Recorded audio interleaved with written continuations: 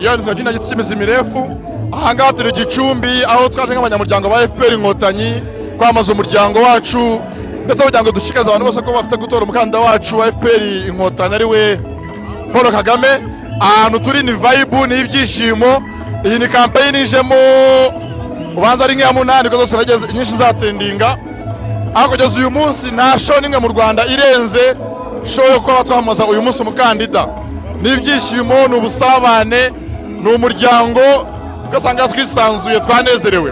N'abandi mwese mutakubizamo n'ubutambuke muza mwitabire.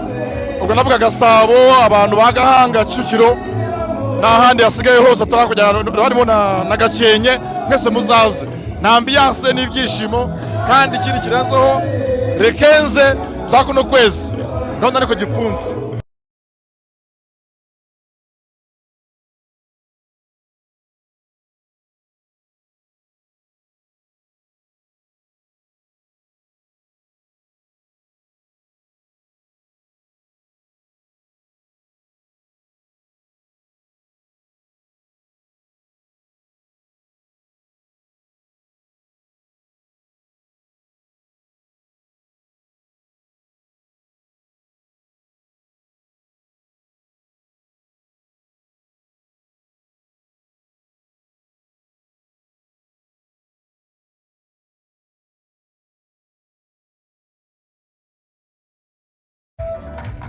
Muraho neza ni King James nanjye Daniel Igicumbi naherekeje umusaza nkuko bisanzwe ahantu hose tugomba kuba turi kumwe kuko natwe dukoreye byinshi ntacyo natwe tutazamura.